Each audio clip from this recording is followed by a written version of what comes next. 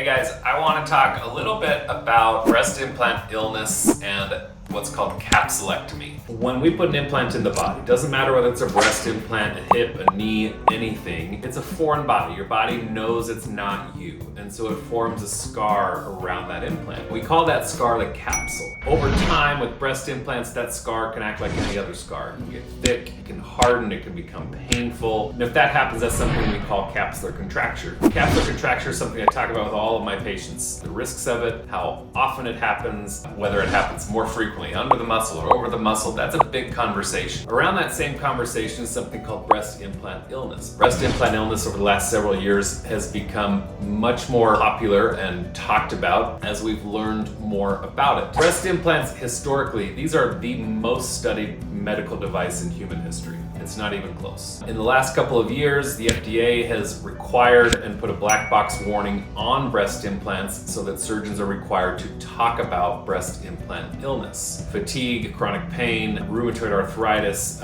symptoms similar to Lyme disease, things like this. And they get their implants out, and a lot of them actually will feel better. That's what I want to talk about today.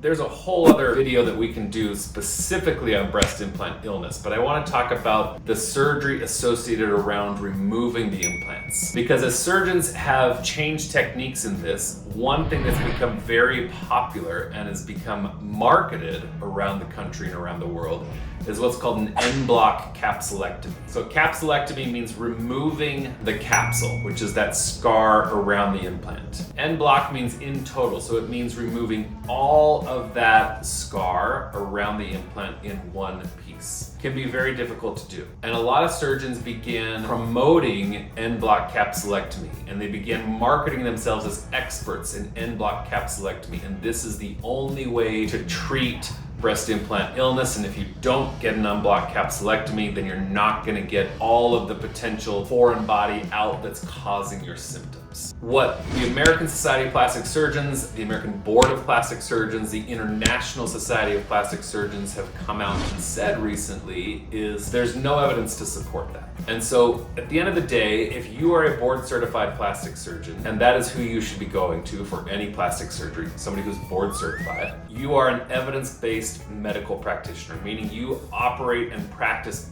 based on the best current available evidence that we have. Every study that we have so far has shown no difference between improvement of symptoms when an en-bloc capsulectomy is performed versus no capsulectomy being performed. And so patients who have improved their symptoms of breast implant illness by removing the implants, it doesn't matter whether you have a capsulectomy or not. In fact, there are very few reasons or indications where you would need an en-bloc capsulectomy.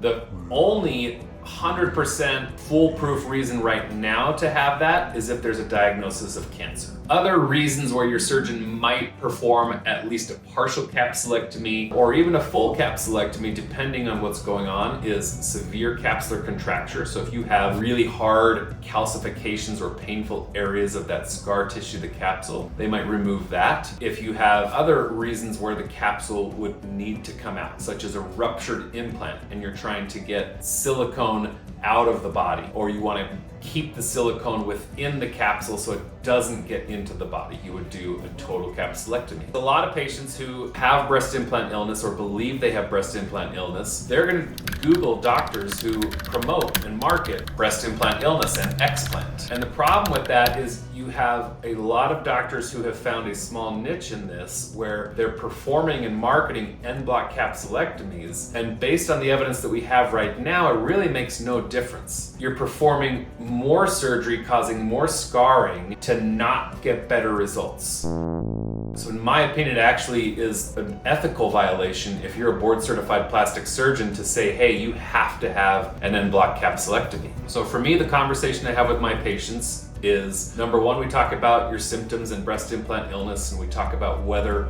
removing these implants can improve your health or not. And number two, we talk about capsulectomy. I don't require an end block for everybody. And if somebody requests an end block, I tell them we will take out the capsule that needs to come out. If that's the whole thing because it's calcified, scarred down, or you're ruptured, or God forbid there's a cancer diagnosis, we will do that. However, if we go in there and you have a very thin capsule throughout, the implant's not ruptured, and there's no need to remove that capsule, we don't remove it. That's gonna give you a better result. It's gonna be less downtime because it's less invasive, it's gonna be less painful, and you're still gonna get the same outcome as you would had we removed that entire capsule. Let me know if you have any questions or concerns, and if you would like a consultation around breast implant illness or capsulectomy, please come see me. Be happy to talk with you about your options.